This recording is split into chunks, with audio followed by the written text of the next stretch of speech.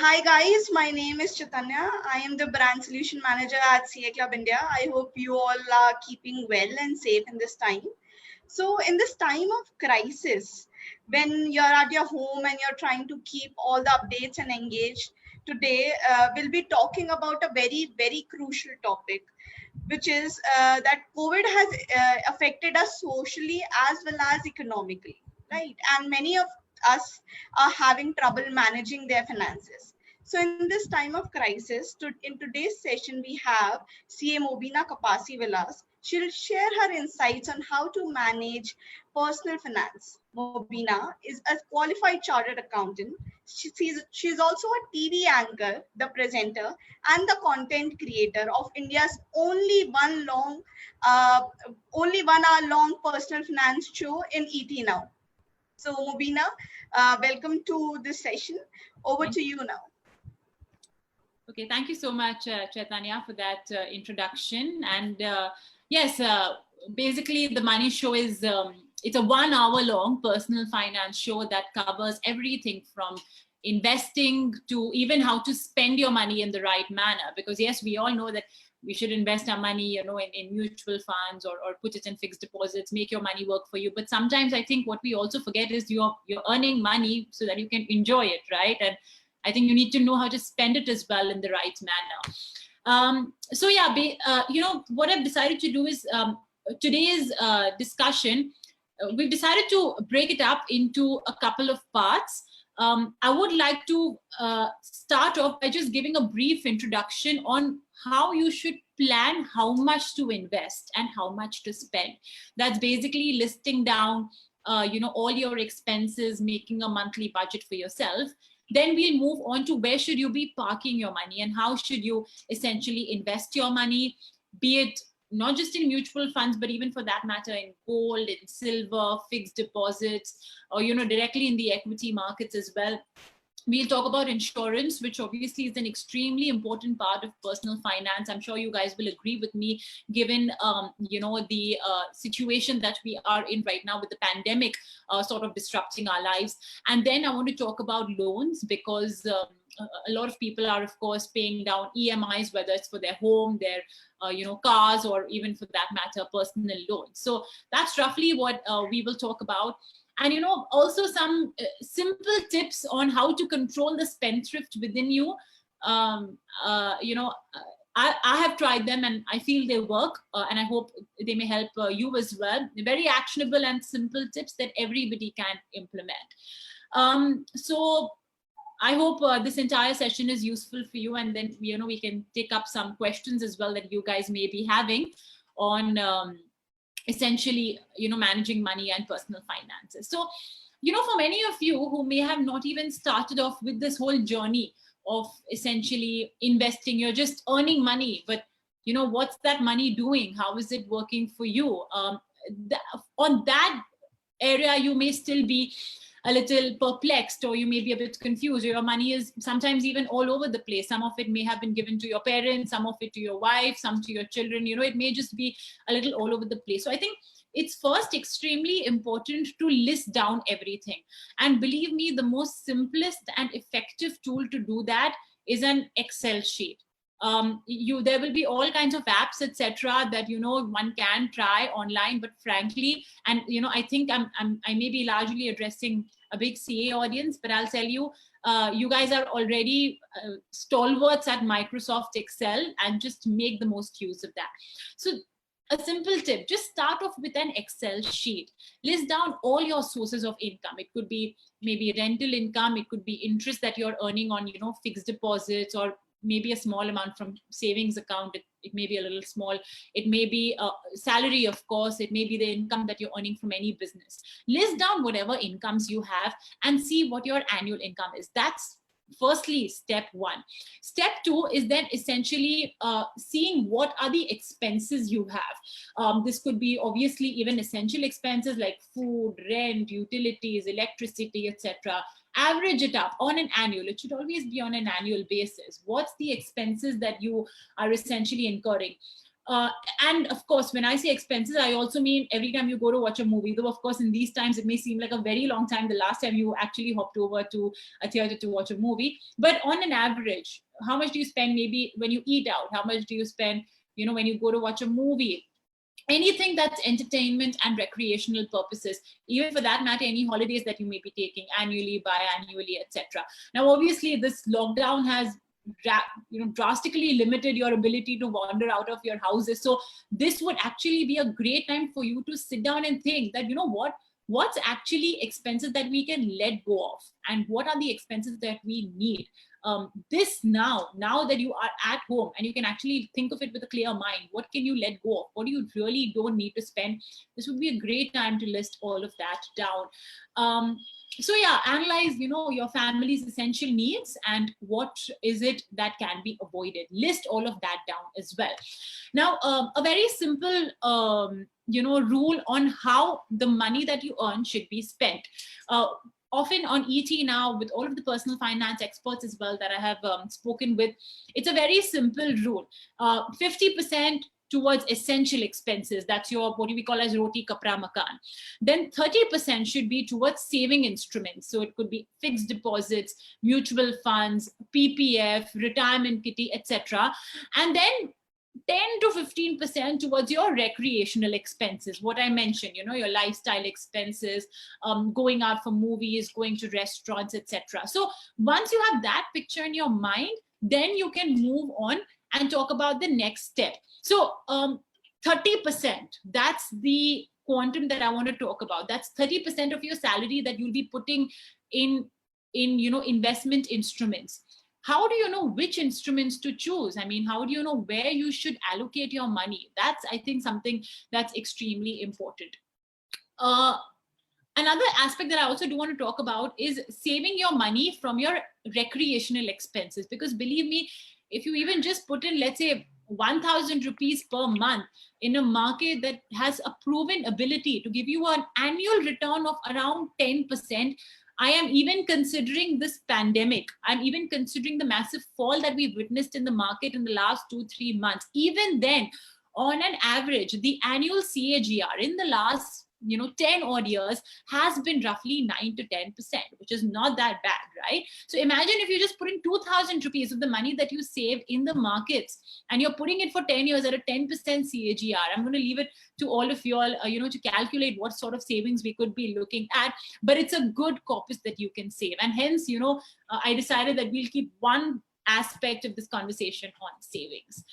Coming to now, of course, investments, that 30% that you will save, where should you actually be investing it? I think that's a question that many a times on the Money Show as well, I get. Our emails are flooded with how to invest and where to invest. Well, first up, let me tell you guys, I'm not a SEBI registered advisor, so I cannot tell you that, okay, put XYZ figure and XYZ amount. And also that sort of advice is best if it's given by a financial advisor who knows your entire history and who has your income statement, your expense sheet, everything in his or her hand. But yeah, again, within the world of investing, you will be amazed at how many instruments are there. The financial markets are now so evolved that there are so many options for you to park your money.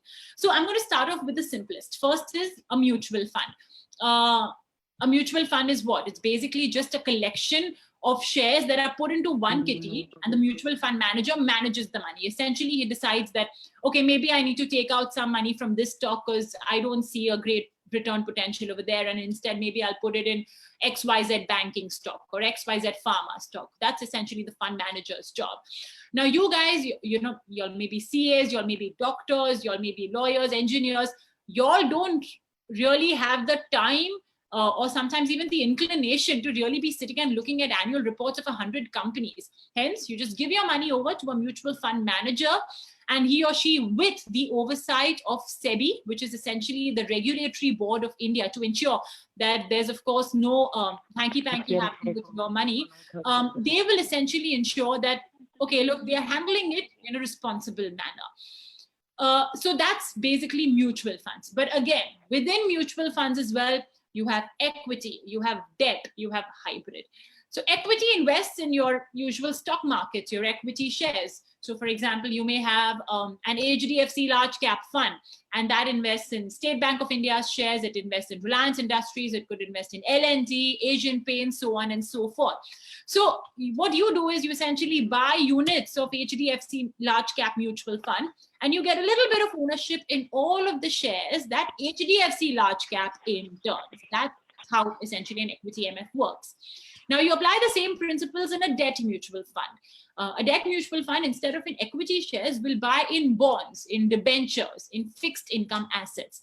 That's where essentially a debt fund would invest in. And a hybrid is, like the name suggests, it's a mixture of both. Now you may be wondering that, okay, where am I supposed to invest?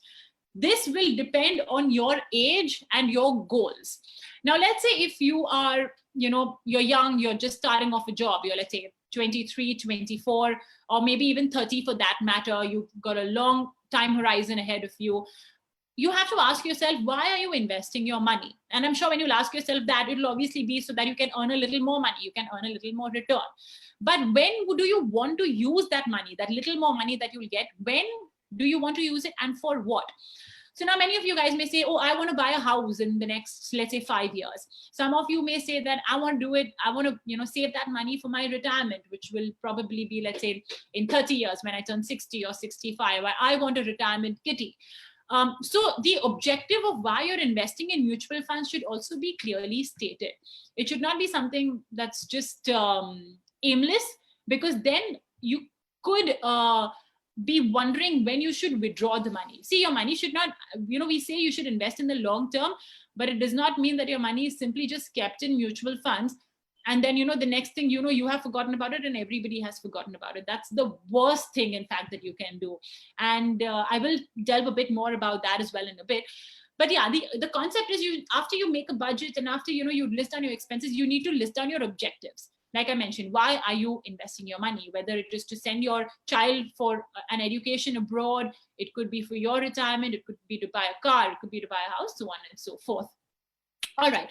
Well, now if you're a long-term investor, equity mutual funds do have a track record of being able to provide a decent set of returns. Now you'll ask me that, Mubina, the last 2 months, my mutual funds have tanked and how the NAV have gone out of whack. Well, you know what? You're not alone in that. I mean, noted investors today on Dalal Street, Rakesh Jhunjhunwala, Vijay Kedia, even for that matter, Warren Buffett has seen a massive depletion in share prices. Most of them are saying that, look, you know what, I'm holding on to cash at this point of time. I'm not investing in the markets. But you know what? You need to understand one thing. Your risk appetite and what a Rakesh Jhunjhunwala can endure is poles apart. You cannot put yourself in the same bucket as a Rakesh Jhunjhunwala or a Radhakishan Damani or a Ramesh Damani, because their risk-taking ability, simply because of how financially well off they are, will obviously be a bit higher. So that again tells me that, listen, I just heard that Rakesh Jhunjhunwala is hiking his stake and buying shares of XYZ company. Does that mean that you buy the shares? Well, no, because tomorrow, God forbid, if there's some scam that breaks out in that company, if the share value falls, maybe a Rakesh Jhunjhunwala can take that fall. But if you're going to put in, a huge amount of your money in those shares, and if God forbid something happens, you're going to lose a significant amount of your investable money. So that's extremely important to understand, that your risk profile is different from, some of the renowned investors of Dalal Street or even abroad. But coming back, what do you do if your MF value has fallen? Well, you know what? Equity markets have this remarkable ability of being able to bounce back from crises. In the last 20 years, if any of you dot-com bubble of 2000, we have seen the 9/11 crisis, where as well the equity markets fell. Then we, of course, saw the 2008-2009 crisis, where there was, of course, that big bubble in housing, in banking stocks. And then, of course, there was that 2015 fiasco where, China devalued their currency. In 2016 as well, we saw the markets crash. But despite all of this, equity markets, that's the Nifty 50, has still delivered a double-digit return, a CAGR. So now think about it. If you're putting your money in equity mutual funds for the long term, then there's honestly no reason for you to worry, right? Because you don't need the money today or tomorrow. You need it 5 years later, or 10 years later, or 15 years later when you retire.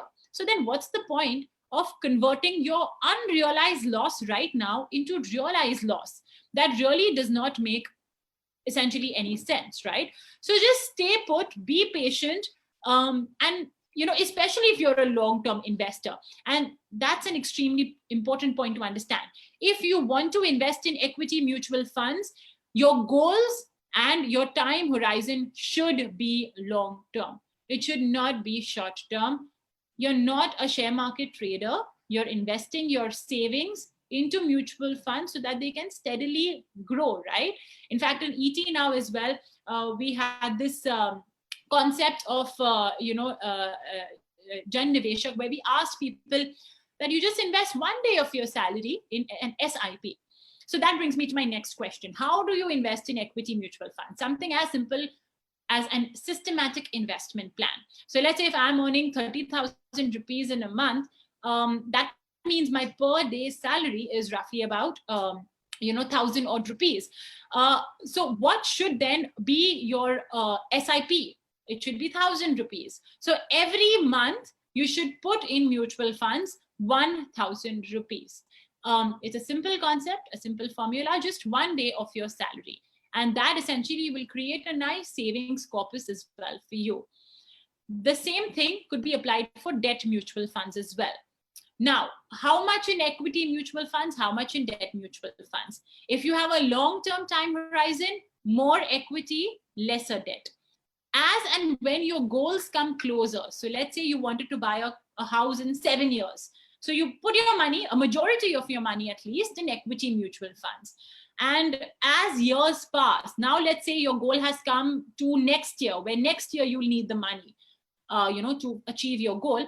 Slowly start doing perhaps a shift from equity to debt. Now I'll tell you why this is important. Equity mutual funds do tend to have a lot of volatility, because there's, whenever you see these mutual fund ads, they tell you this thing which used to be it's a disclaimer that used to be really fast, but now thanks to AMFI and SEBI, they've slowed down the speed of that disclaimer. But they essentially say that mutual fund investments are subject to market risk.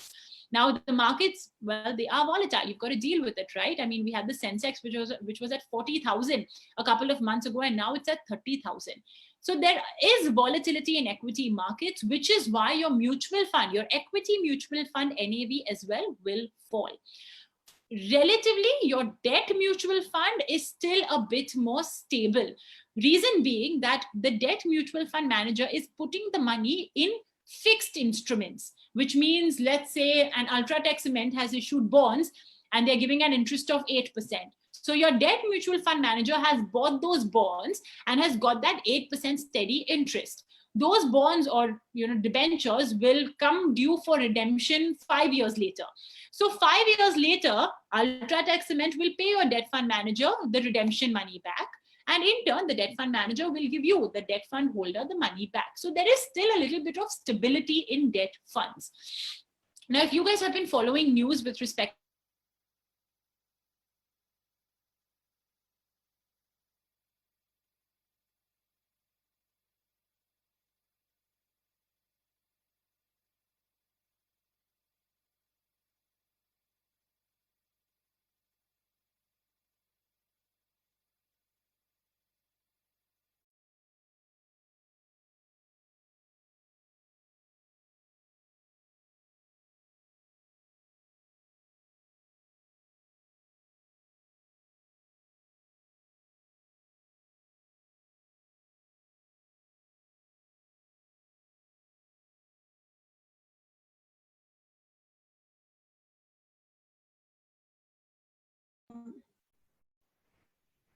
Mobina, can you hear us?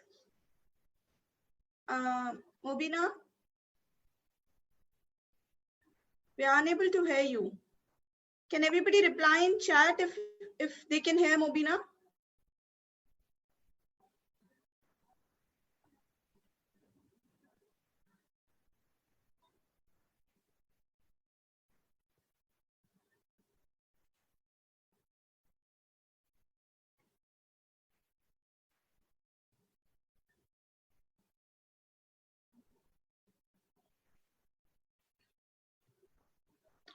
So guys, I think there's some internet issue with Mubina. I'll just unmute.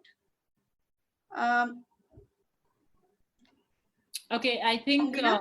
can Yes, everybody hear me now? Okay, sorry about that. Perils of, I suppose, weak internet. We have to no problem. I suppose.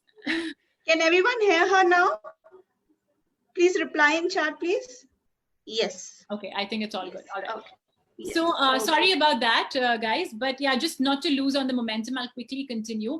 You may have read about the debt mutual fund fiasco. That's the Franklin Templeton fiasco, where they said that, look, we have no option but to wind up 6 debt funds.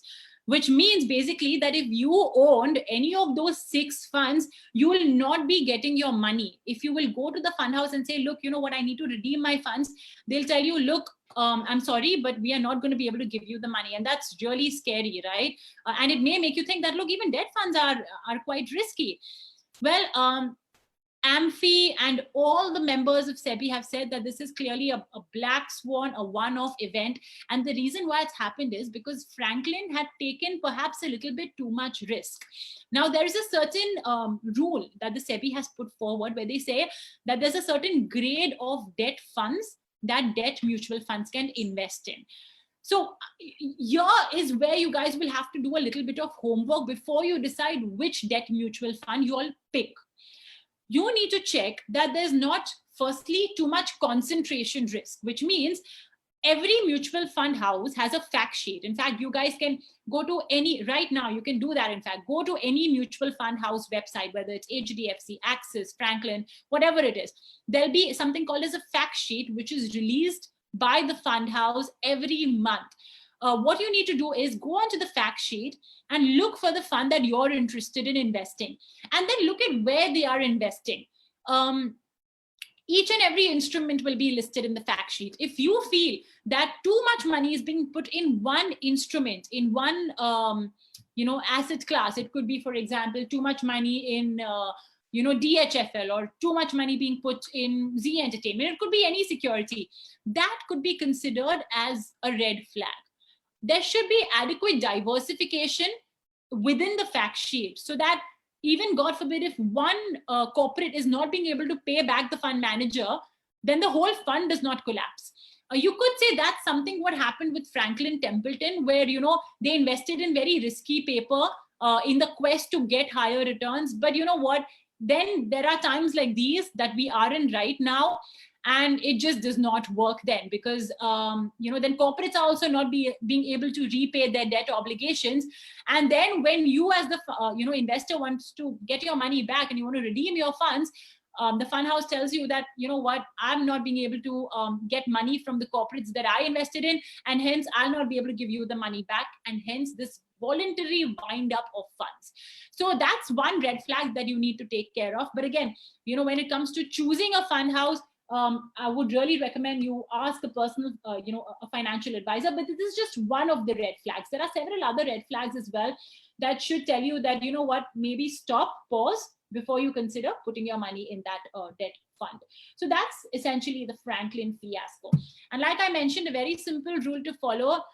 If you have a long-term time horizon, if you want to save money for retirement, etc., put it in an equity mutual fund and slowly start shifting it to a debt fund, so that relatively your money, the value of your money does not move too much. But yeah, just ensure that, you invest in long-term, in equity mutual funds only for the long term, because tomorrow, if you need the money and the markets are down, you'll just be caught unaware, and the timing will essentially be bad.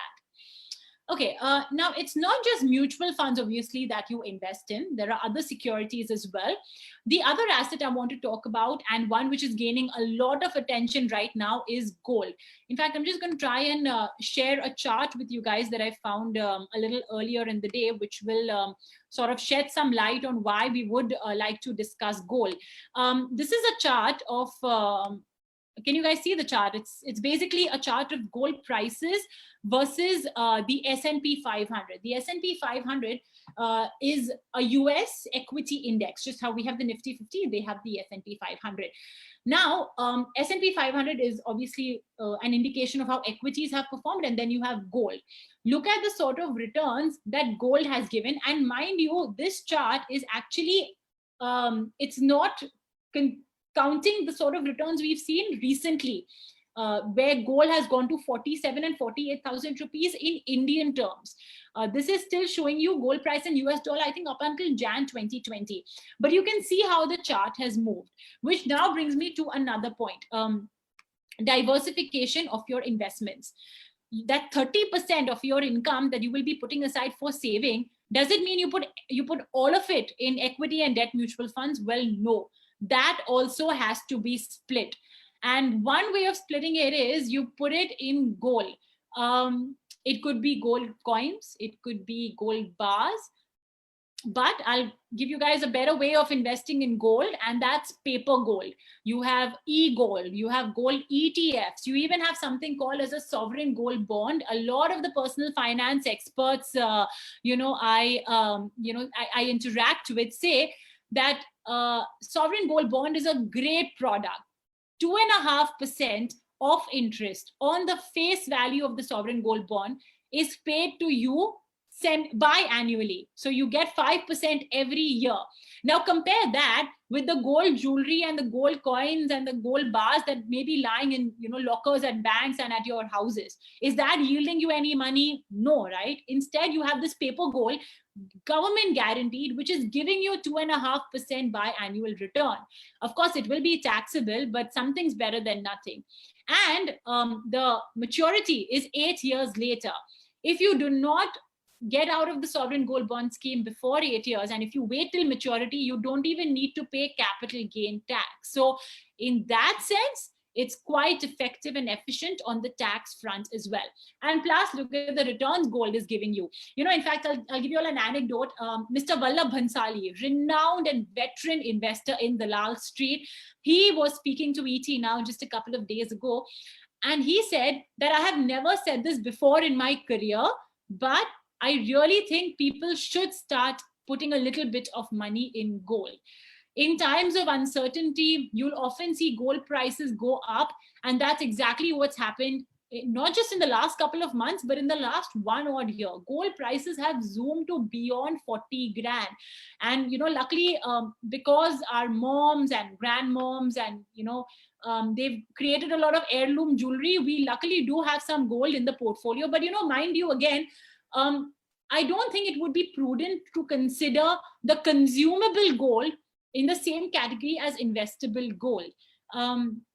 Many a times we are told that, oh, I already do have gold, in my portfolio because there's jewelry lying from, my mom and my sister and my daughter and so on and so forth. But the gold that you're using for investment versus gold that you're consuming is often kept separate because, the heirloom jewelry usually has sentimental value, and, you don't want to reach a point where, oh, okay, gold has reached 50,000, so I'm going to sell off the heirloom jewelry. That really doesn't make sense, right? And hence you have instruments like the sovereign gold bond scheme, etc., that you can, sort of use to take advantage of this gold price. Now, remember, this bond scheme essentially is opened by the RBI in frequent intervals. I think we just had one of this, the latest tranche of the scheme, unfortunately, has just closed, I think on the 15th of May. But don't worry, next month there'll be a new tranche, and you could consider that as a prudent investment option. Just again, like I said, consult your financial advisor. Apart from gold, of course, the more familiar asset classes are the likes of, your provident funds, where your employer may already be putting money, your PPF as well, or the public provident fund. Because of tax related purposes, you may be putting 1 lakh rupees, on an annual basis, or 1.5 lakh rupees on an annual basis. Those are great. You could consider that as a debt portion of your investment because it's a fixed interest that they will be giving you. And the best part is it's secured by the government. So you don't need to worry about that. Your PPF and EPF are considered as the debt portion of your portfolio, including FD and savings accounts. What's considered as the equity portion is, of course, your equity mutual funds and, anything that you have in the equity share market. Okay. now when you consider investing in fixed deposits, we've seen 3 banks in the last 8 months that have seen problems. One, of course, is the PMC Bank, Punjab and Maharashtra Cooperative Bank. Then we had Mapusa Cooperative Bank. And then, of course, the more bigger one, and that's Yes Bank. I mean, that really stunned all of us. We are talking about a company, a bank that was literally on the Nifty 50. And one fine day tells you that, listen, you cannot withdraw money beyond a certain amount, right? Again, for us who do not have the inclination or perhaps even the capacity to understand bank balance sheets and NPAs and asset qualities and why my bank failed and why this bank did not fail, etc. It's too much of a hassle. It's too much of a bother, right? To be wondering as to which bank should you invest in. Well, the simple thing here to do is ensure you don't put all of your money in one bank account. Split it up. And you do that when it comes to your savings account. You do that even when it comes to your fixed deposits. It's important to split it up. If you and your wife, have bank accounts, ensure that you all don't have it in the same bank account. They should be different bank accounts. If you have, let's say, Kotak Mahindra Bank, ensure that your wife has ICICI Bank, and maybe your 18-year-old son has HDFC Bank. Just ensure that you split it up, basically, because in today's day and age, with all of this uncertainty looming around us, any which ways, this is a good idea to do. But I hope that this is something that you guys would all follow. There's another very interesting concept called Small Finance Bank, Ujjivan Small Finance Bank, Equitas Small Finance Bank. These SFBs, as they're called, or small finance banks, actually do provide a higher interest rate compared to a regular bank. But mind you, again, because of where the situation that we are in right now, you'll need to be really careful before investing in a small finance bank, even though the interest rates will be higher. In fact, I think an Equitas Small Finance Bank gives more than 8.5% on a yearly basis. And for senior citizens, it'll obviously be a bit more higher, maybe 0.5% higher. But you need to be really careful. Again, ensure that you're not putting your whole bunch of money into that one SFB.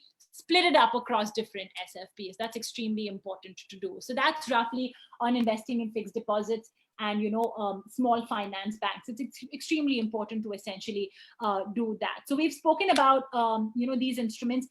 And then there's also government bonds. I think we do not speak about government bonds too often, but in today's day and age, when there's so much uncertainty around us, if you're not comfortable putting your money in equity mutual funds or debt mutual funds, a 7.75% taxable government bond will give you regular income.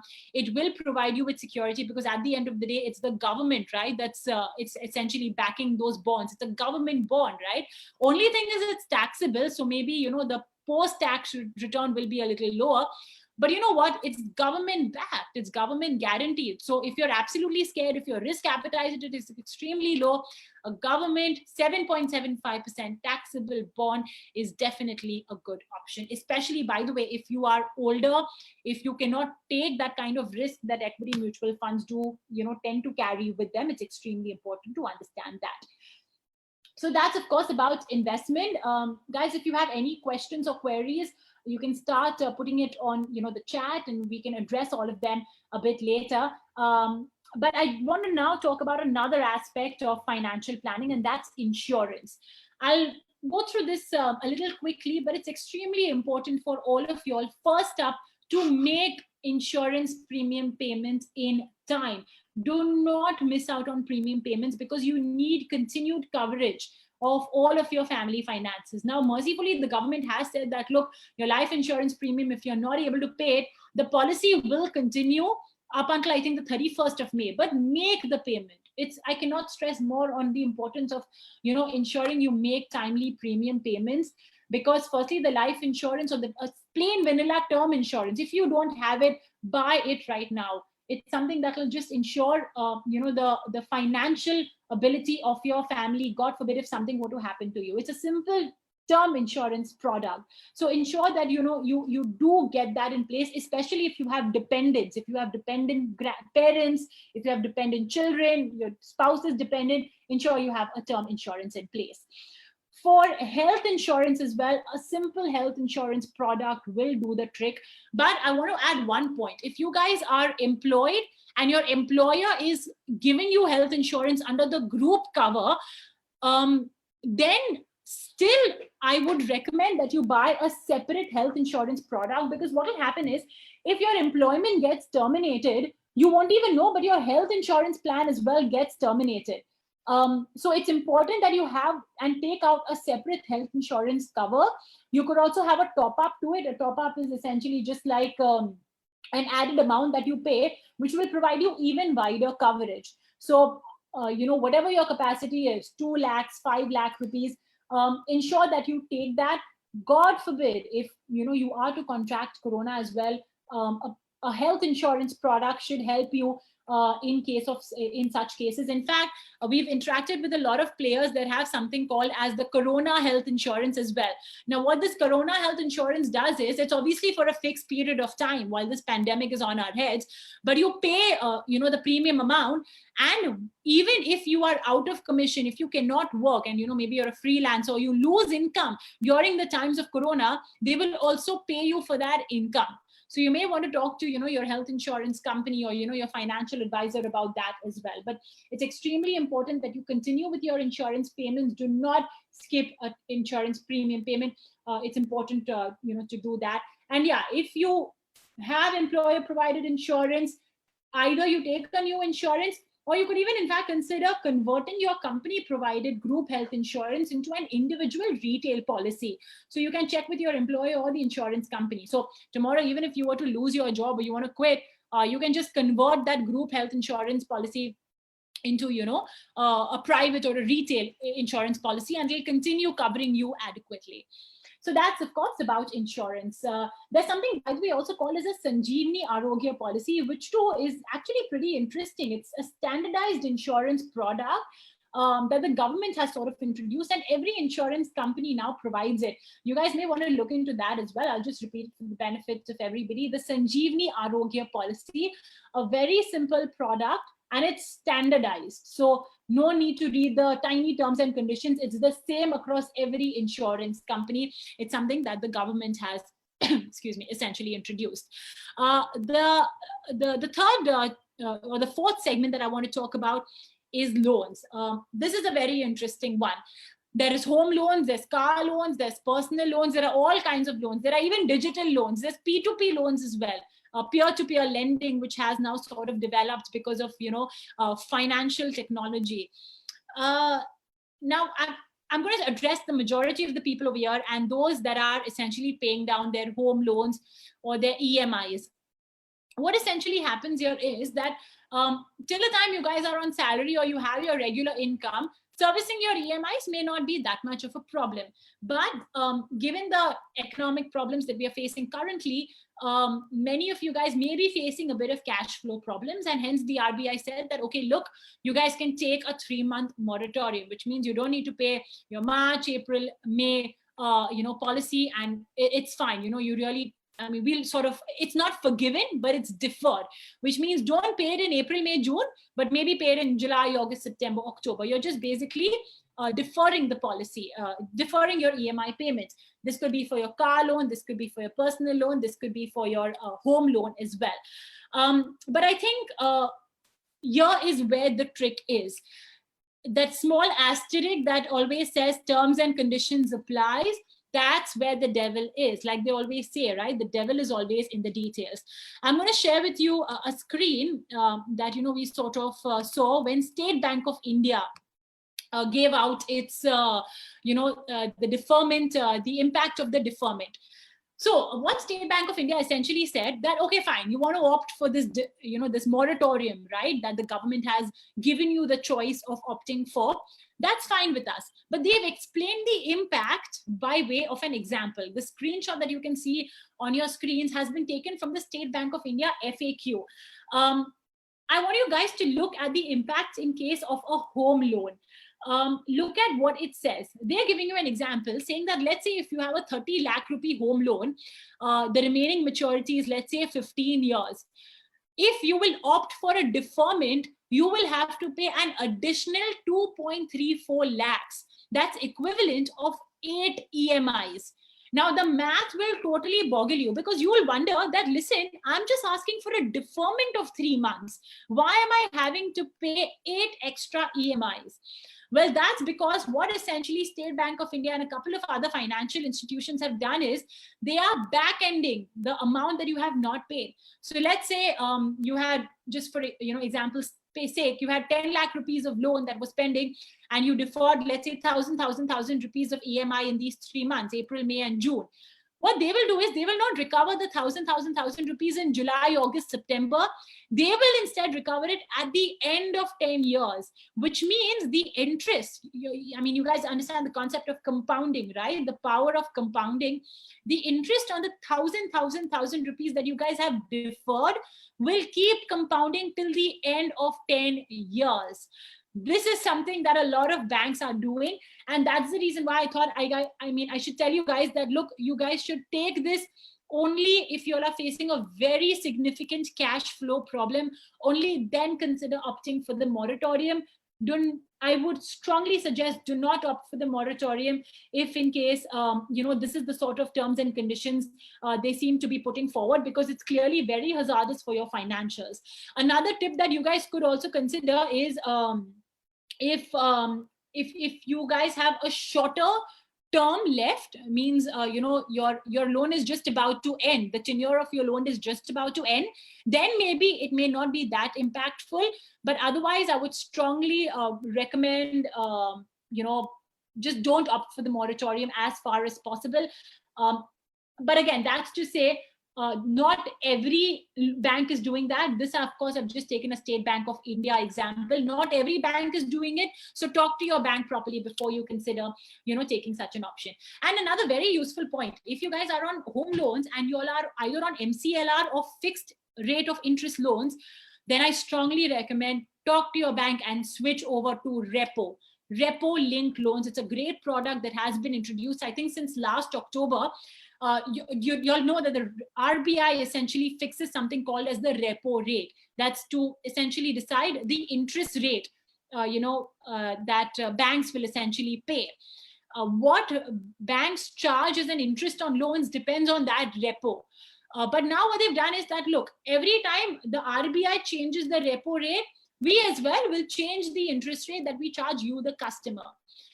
Now, when the economy is not doing well, the RBI will try to cut interest because they obviously want to spur the economy, right? They want it to do a bit better. They'll want to try and push more money into the economy. So one way of doing that is reducing interest rates. And now because of coronavirus, you can expect them to, stay in this low interest rate environment, which means that you guys who have home loans as well, if you always switch over to repo, you all will really save a lot more in terms of your monthly EMI bill, in terms of your interest. So talk to your bank and consider, shifting over to a repo linked rate loan as well. Very simple product to understand. Every 2-3 months when the RBI changes the interest rates, you should see the impact of that on your EMI bill as well. So that's roughly about loans. Oh, and also do not miss on credit card payments. The penalty is severe. It's 41%. In fact, if you have certain payments to make, let's say if you have a credit card payment, you have a personal loan to be paid, and you have a home loan to be paid, and you have limited cash, the order of payments should be: first, pay up your credit card bill; second, your personal loan; and third, home loan. For home loan, personal loan, consider the moratorium if you're absolutely in need, but ensure you pay off your credit card bill. And all in all, very simple, money saving tip that I usually deploy. I already told you guys about having 2 bank accounts, right? Keep one bank account as an expense account.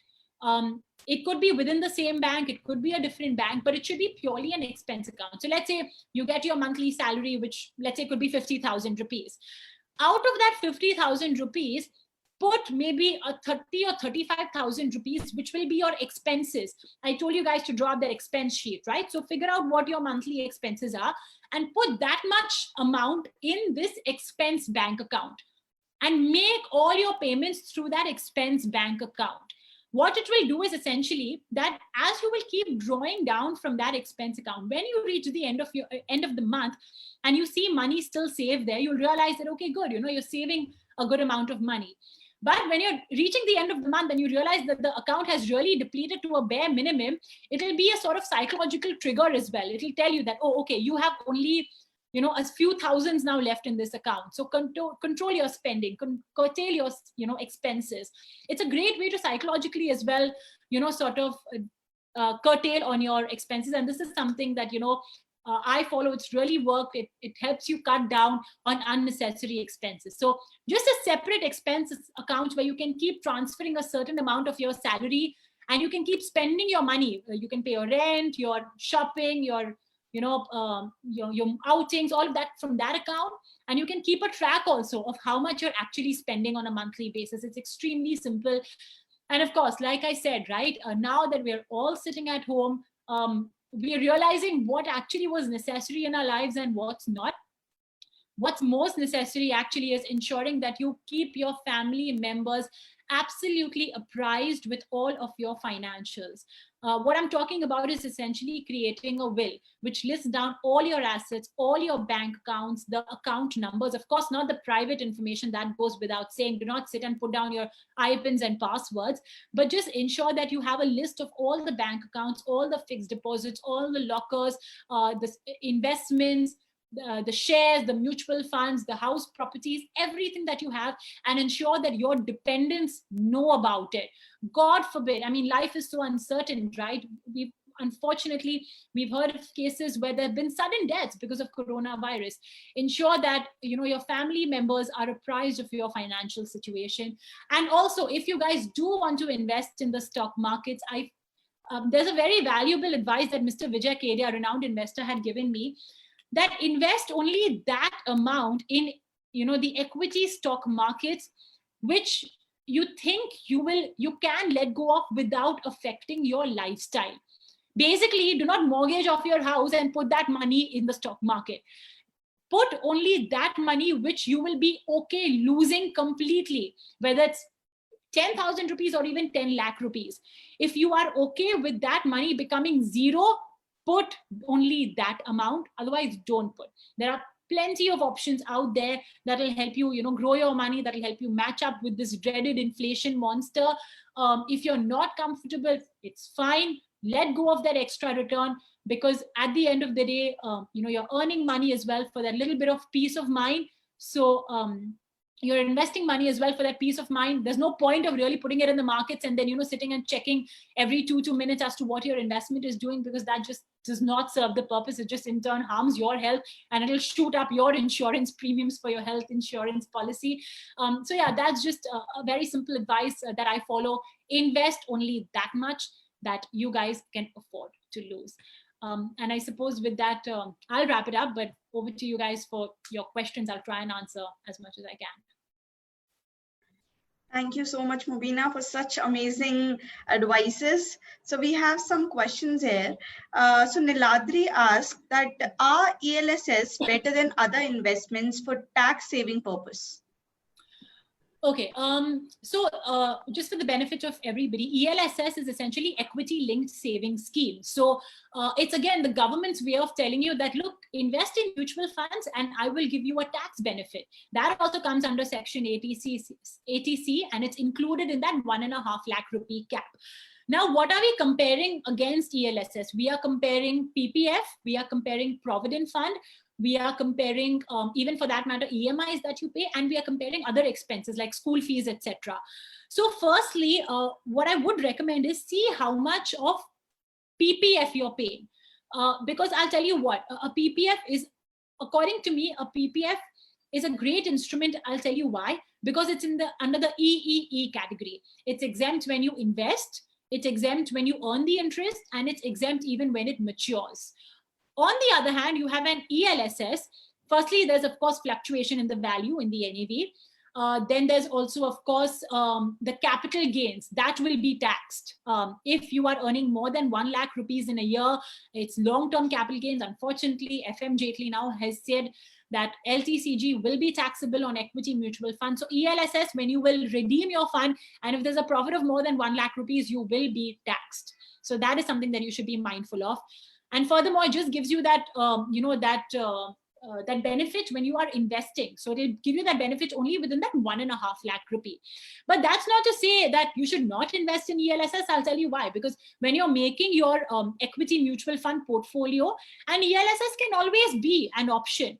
But what I'm trying to say is don't put the entire 1.5 lakh limit in ELSS. That's a strict no-no, because a PPF2 is a wonderful product. It still gives you roughly about 7.1% interest, if I'm not mistaken, because, you know, recently the government slashed the interest on PPF as well. It was giving you 7.9, but then they had to slash the interest rates on PPF2. But I think it's a great product. It's giving you completely tax-free interest, and again, government-backed, right? So for equity, you do have a plethora of other options, but for debt, a PPF is a great option. So I think don't put the entire 1.5 lakh in ELSS, make it a part of your equity mutual fund portfolio, but do consider other options as well, like a PPF and EPF. Okay, so other question is that Deep asks, Mubina, could you please share your thoughts on how should we distribute our equity mutual fund SIP investments between large cap, mid cap, small cap, and hybrid funds? Okay, that's a great question, actually. You know, I missed getting that clarified. So I think I'll use this opportunity to do that. The large cap fund, as the name suggests, invests in the bluest of the blue chip funds of the equity market. So, you know, the likes of an RIL or TCS and HDFC, etc. Those are the kind of names that a large cap fund would invest in. And then you have your mid caps and small caps, which would invest perhaps in an Alembic Pharma and, you know, the smaller capitalization names. Now, a large cap fund would relatively be a bit more stable compared to mid caps and small caps. If you look at the last 1 year as well, markets have fallen, that's no doubt, but the quantum with which the Nifty 50 has fallen and the quantum with which the mid and the small caps have fallen is, you know, there's a vast difference. So keep a majority of your chunk in large cap funds, I would say almost 50% and then around 30% in, you know, your small mid caps and small caps, and then the balance in, you know, a hybrid fund or a debt fund. That would be a great allocation. And again, this is an allocation for long-term investments. If you have, 9 and 10 years in your hand. Again, if you have a higher risk appetite, then maybe you could provide a higher allocation to mid and small caps, because when things carry high risk, they do tend to give you a higher return as well when the tide turns. So it depends on your risk appetite. If you're willing to, be a bit more risk, if you want to have a bigger risk appetite, maybe you should consider putting a bit more in mid and small caps, but I would say put the majority in large caps. Okay, so the next question is from Shobit. He has been hearing about the index funds these days. Yeah. So what's your take on that? Can it be considered better than normal MFS, equity and debt? Okay, so index funds, essentially what they do is they just copy the index. So, you have the Nifty 50, you have the Sensex 30. What these index funds do is, if let's say the Nifty 50 has a weightage of, 5% to a JSW Steel. So even the index fund will put a 5% weightage. They will put 5% of their corpus in JSW Steel, then 10% in Reliance. And then, however the weightage of the index is, they will copy exactly that. So that's essentially an index fund. The benefits of an index fund is that the expense ratio, which means the management fees, the administration related fees will be very low.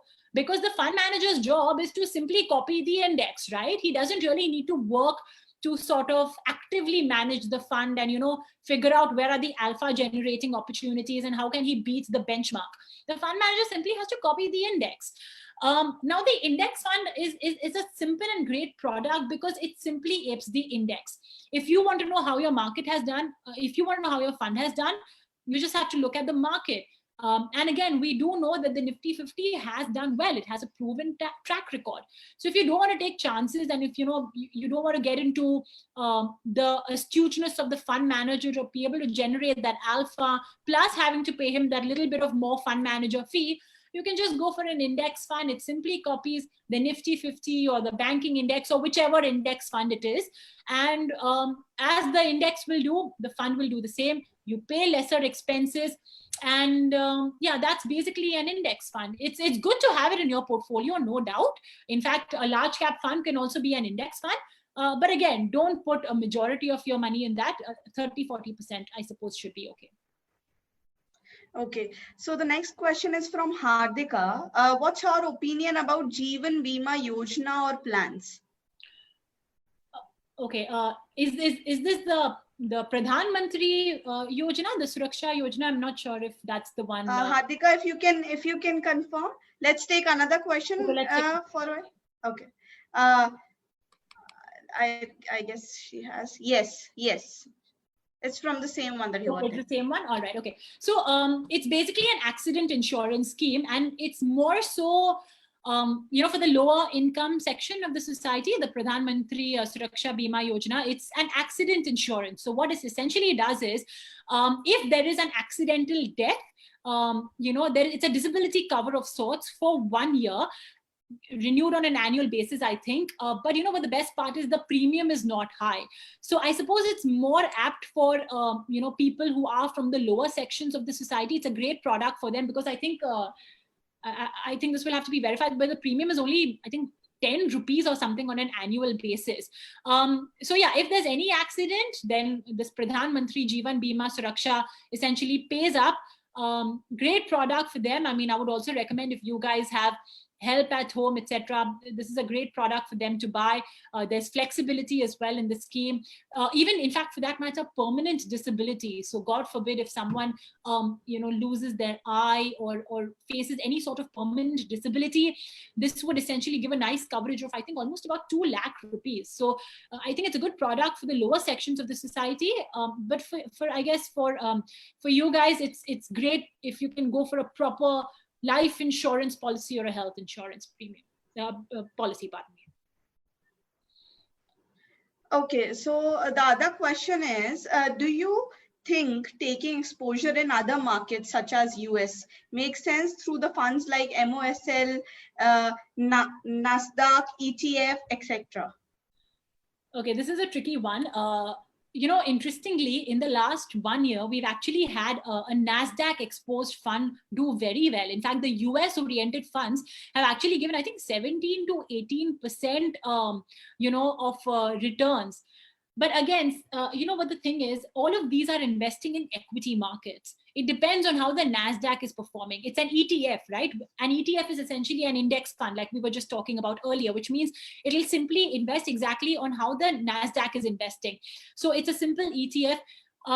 Again, it's a great way to sort of diversify your money. If you don't want to invest only in the Indian equity markets, it's a great way to even invest outside of the equity markets. So I mean, if you think that the American equity markets could do well, and to be honest, the NASDAQ has actually turned positive, I think, year to date for 2020. So great in terms of diversification. And yeah, if it's something that you would like to opt for, you can go for it. Again, like I said, in the last 1 year, these American equity funds have actually done very well. And yeah, a great product to diversify if you just don't want to put all of your money in Indian equity funds. Okay, so the next question is, what are your thoughts on NPFs? Can it be used for retirement planning? Oh yeah, in fact, NPS is for retirement planning. The full form of NPS is National Pension Scheme. So it essentially helps you build a corpus for old age. And of course, not to mention, again, the tax benefits, the additional tax benefits. You get another 50,000 rupees if you, sort of invest in the NPS. So I think it's also sort of encouraging people that you keep investing in your pension fund, at regular intervals during the course of your employment. So while you are employed, you put your money in NPS, and, you can, after you retire, you can take out a certain percentage of your corpus. So I think 75%, and again, this as well is market related. So there's an equity corporate debt, and there's government security. So subscriber funds is invested in, I think, these asset classes. So you can choose where you want to put in your money. So if you choose equity, then maximum, I think 75% is, put in asset class E, that's equity, or 5% in, alternative investment fund. So this is an active choice. So if you choose equity, then you should consider that you should consider that as well as an equity risk that you are taking in your overall portfolio. But again, if you will choose another option, the auto choice, then the allocation will be based upon your age. So the investments will be made in a life cycle fund. So the proportion of the funds will be determined, by the predefined portfolio. It depends on your risk appetite. But again, I think it's a product that could not be classified as debt. It would carry some amount of risk.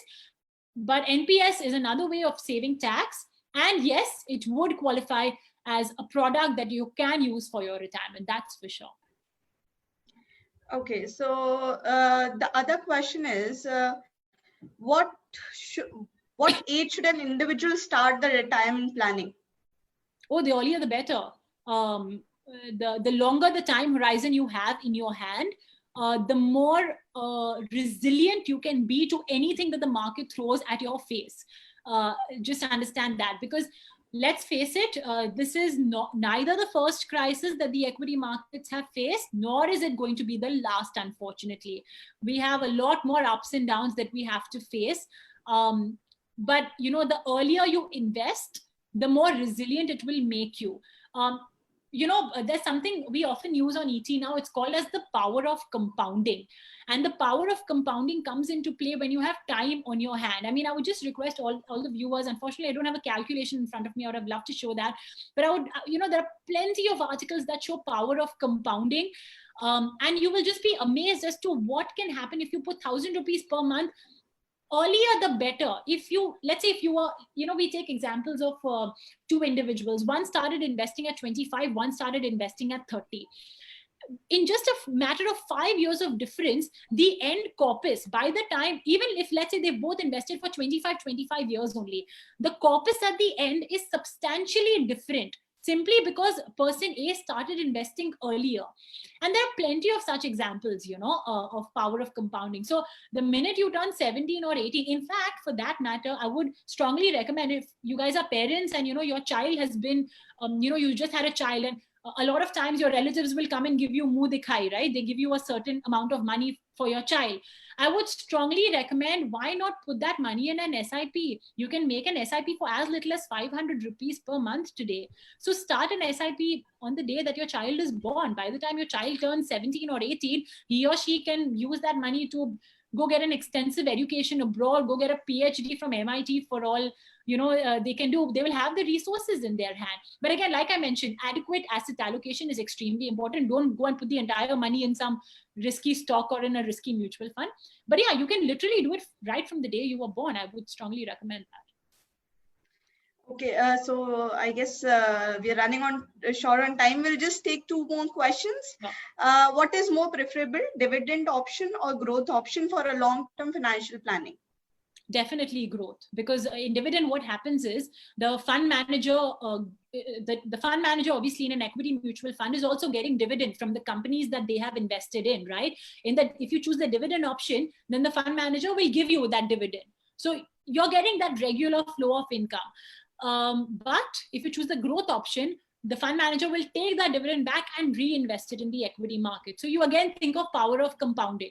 So you don't take the money right now, but you will get a better return in the future. In fact, again, you guys can just check the returns given of the same fund of when you choose two options. So just take, let's say, an HDFC large cap fund, see the returns it has given when you choose the dividend option, and see the returns it's given in the growth option. For long-term financial planning, and especially if you don't need that regular income, you know, every month, every semi-annually or bi-annually, then you can just choose the growth option. Definitely is a better bet. Okay, so Amit is asking, can you recommend some of the books for financial literacy on advanced level?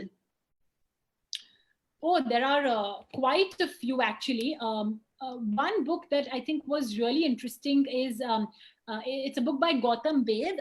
He spoke about valuations. I'm sorry, I just don't remember the name of the book, but I think I learned a lot, you know, from that book. If you're talking about advanced financial literacy, so we are talking about valuing equities, valuing businesses, etc.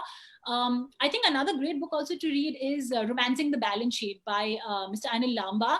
It gives you the basics of how to read an annual report in a very simplified manner, how to skim the excesses, sometimes, and how to get straight to the point. That's another great book. Mr. Mark Mobius as well has written a book recently. I'm sorry, again, I don't recollect the name because I usually tend to, recollect the name of the author as opposed to the name of the book. And I simply just buy it when I know the author, because, you have certain gurus, right? You look up to when you look at investing in the equity markets. And if you like, the investing habits of a particular guru, you just want to buy the book that he writes. So I usually tend to not know the name of the book. I know the author. But yeah, these are some recommendations. Mr. Mark Mobius has written a book, Mr. Anil Lamba's book, which is the very basics, Mr. Gautam Baid's book, and of course, Mr. Jim Rogers' book as well. That's a very interesting one too. If you want to learn about commodities, that's investing in oil, etc., which too has got a lot of excitement recently. So one last question. We have received few questions from FB also. Do you think opting for new tax regime will help us save tax for this financial year? Okay. So it's purely case-to-case basis. Again, what I want all of y'all to do is to determine whether the new tax regime is beneficial for y'all is take an Excel sheet, list down all the incomes that you have earned during the year, list down all the investments you make and expenses you make. I'm talking about ATD, ATC, LIC, PPF, EPF, everything. The ones which are optional, which means that if you don't make the investment, it's fine. And the ones which are necessary. So for example, there's no getting out of school fees, right? There's no getting out of LIC policy payments. There's no getting out of medical insurance payments. Like, you need to make those payments. You need to make EMI payments as well. So those that are necessary, and then those investments that you're making simply for tax purposes, like PPF, etc. ELSS as well will come under that list. Then calculate, there's no other way of doing this. You'll have to take out an Excel sheet and calculate in which regime are you saving and which are you not. And also another important point to consider is, if you are opting for the new regime, what it will give you may discourage you from saving for the future, because then what you'll do is you will not invest that 1 lakh rupees in an ELSS or in the PPF or in the NPS. You will just be like, you know what, forget it. I'm not investing that money in, these instruments, and I will just, pay the lower tax rate that FM Sitharaman has given me. So I think that as well is an important point to consider. Do you want more liquidity now? If yes, then go for the new tax regime. But otherwise, it's purely dependent on how much you're earning and how much investments and expenses you're making. Okay, so thank you so much, Mobina. For everyone who has attended the session, I'll just share Mobina's LinkedIn ID. You can follow her on LinkedIn. I'll share her Twitter ID as well in the chat, so that you can follow her on Twitter as well for all your questions. And you can always come on all the social handles of CA Club India. You can come there. You can contact us for all your questions. I've recently shared Mobina's Twitter handle also, so you can follow her. She'll be there to help you, I believe. Of course, absolutely. And you can always, in fact, even contact, we have a personal finance show, right, every day. Yes, so you can absolutely. And there as well. And, what we do on that show is we also help investors curate their portfolio. So I suppose for this audience, that would be beneficial too. Yes. Thank you so much, everyone. Thank you, Mobina, for taking this session. We would love to have you again on the session. Thank you for inviting me. Thank you, everyone. Bye-bye.